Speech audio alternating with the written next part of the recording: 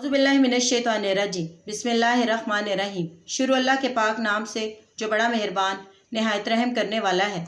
अस्सलाम वालेकुम वरहमतुल्लाहि वबरकातुहू।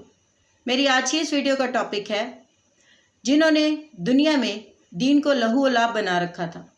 अल्लाह ताला कुरान पाक में पारा नंबर 8 सूरह अल अराफ की आयत नंबर 51 में फरमाता है, जिन्होंने दुनिया में अपने दीन को लहू व लाभ बना रखा था और जिनको दुनियावी ज़िंदगी ने धोखे में डाल रखा था, सो हम भी आज के रोज़ उनका नाम भूल जाएंगे जैसा कि वो उस दिन को भूल गए और जैसा ये हमारी आयतों का इनकार करते थे।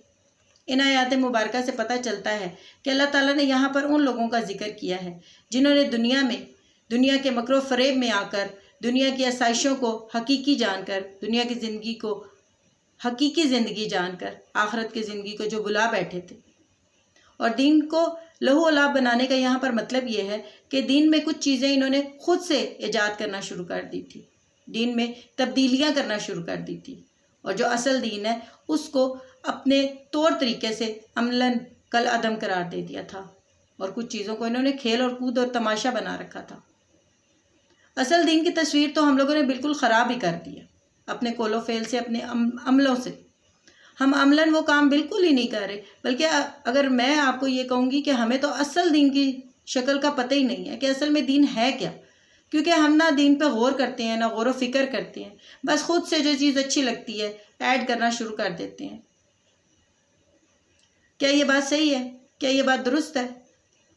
अगर हम कोशिश करें और इस किताब से और नबी पाक सल्लल्लाहु अलैहि वसल्लम की सुन्नत मुबारका से अगर दीन को पढ़ना शुरू करें तो हम वाज़िह फ़र्क देखेंगे। हम शायद 0.1% अपने दीन को जानते हैं, उसके बाद अलावा हम कुछ भी नहीं जानते दीन के बारे में। दीन को ख़ुद पढ़ना शुरू करें, पता चलेगा कि बहुत सारी बिदात है जो हम लोग भी कर रहे हैं। और क़यामत वाले दिन फिर अल्लाह ताला को क्या मुँह दिखाएंगे?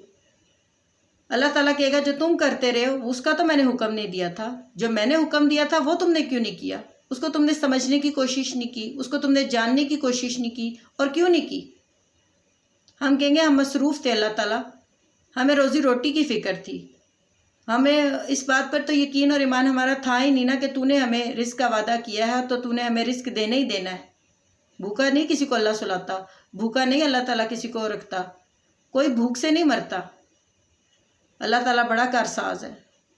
हम लोगों ने अल्लाह ताला के दीन को समझने के बजाय ख़ुद से एडिशन करना शुरू कर दिए और जिन चीज़ों का अल्लाह ताला ने हुक्म दिया है उनको हम सबट्रैक्ट करना शुरू कर दिया हमने।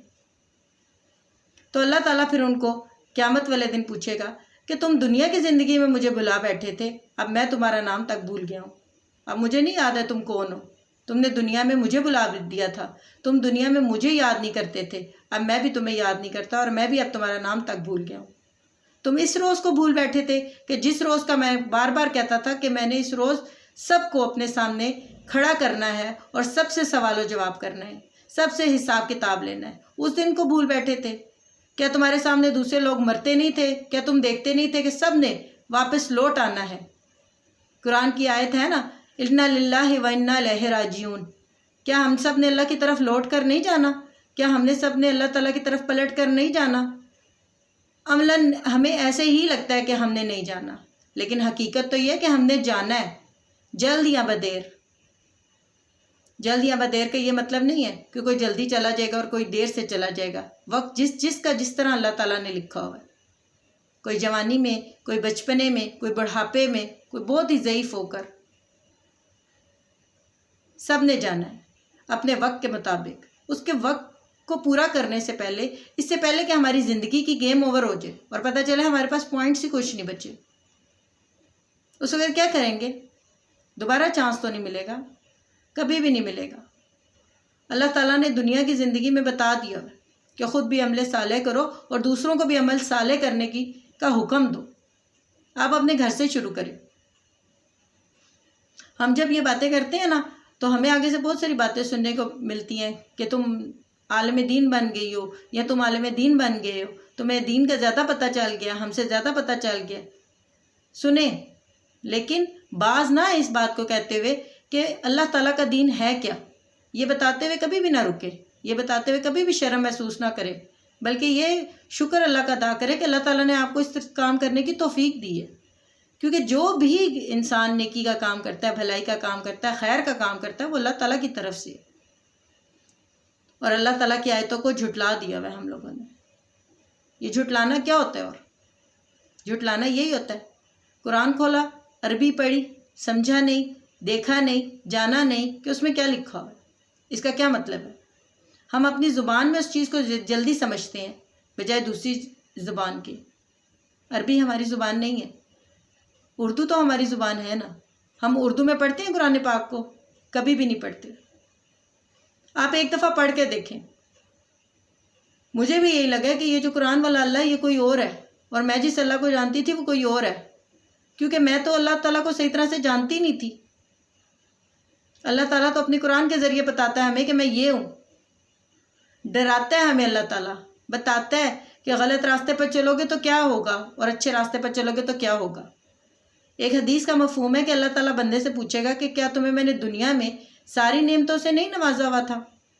تمہیں بیوی بچے نہیں نوازے ہوئے تھے؟ تمہیں عزت و اکرام اور مرتبہ اور رتبہ نہیں عنایت کیا ہوا تھا؟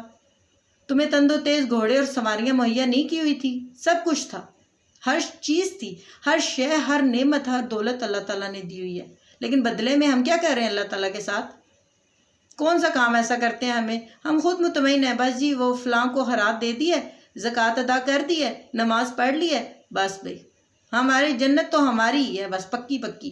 اللہ بڑا بخشنے والا مہربان ہے، اللہ ان کو بخشنے والا ہے، اللہ ان پہ مہربانی کرے گا جو اللہ تعالیٰ کو یاد رکھیں گے۔ جو اللہ تعالیٰ کو بھول بیٹھے ہوں گے ان پر اللہ تعالیٰ کیوں مہربانی کرے گا؟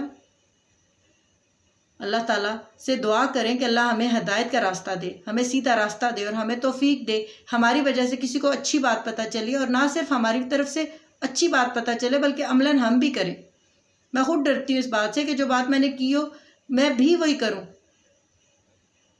تاکہ اللہ تعالیٰ قیامت والے دن مجھے بھی دوزخ میں ڈال کر میری انتڑیوں کے ذریعے گول گول چکر نہ گھمائے، کیونکہ ایک حدیث بڑی سخت ہے۔ میں جب خود پڑھتی ہوں، میں جب خود مطالعہ کرتی ہوں تو میرے اپنے رونگٹے کھڑے ہو جاتے ہیں کہ استغفر اللہ، اللہ تعالیٰ بچائیں اس وقت سے، کیونکہ تو بخشنے والا مہربان ہے۔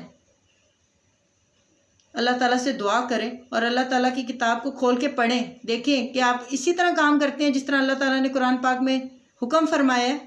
سنت کو پڑھیں، آپ یہی دیکھیں کہ نبی پاک صلی اللہ علیہ وآلہ وسلم نے جو طریقہ ہمیں بتایا ہے کیا ہم اسی طریقے پر چل رہے ہیں؟ ہم دین سے بہت دور چلے گئے ہیں، اور دین سے دوری دوزخ کے بہت قریب، بلکہ دوزخ کے بیچ میں جانے والی باتیں۔ اللہ تعالیٰ سے ڈریں۔ اللہ تعالیٰ نے آپ کو اگر ابھی زندگی دی ہوئی ہے نا تو اس کا مطلب ہے اللہ تعالیٰ نے ابھی ٹائم بھی دیا ہوا ہے۔ توبہ کریں، اللہ سے معافی مانگے، اللہ سے بخشش مانگے، اللہ سے ہدایت مانگے۔ سب کچھ اللہ تعالیٰ شاید آپ کو بغیر آپ کے مانگے دے دے، سب نعمتوں سے نواز دے آپ کے بغیر مانگے، لیکن ہدایت صرف اسی کو دے گا جو اللہ تعالیٰ سے ہدایت کی طلب کرے گا، جو اللہ تعالیٰ سے ہدایت مانگے گا۔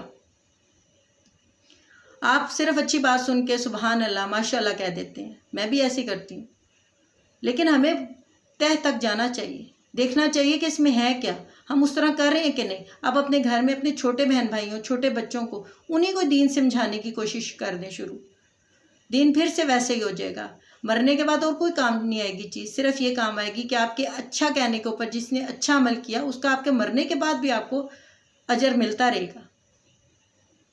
اللہ تعالیٰ آپ کو، آپ کے بچوں کو، مجھے اور میرے بچوں کو قرآن و حدیث کے مطابق زندگی گزارنے کی توفیق عطا فرمائے، آمین۔ جزاک اللہ خیر۔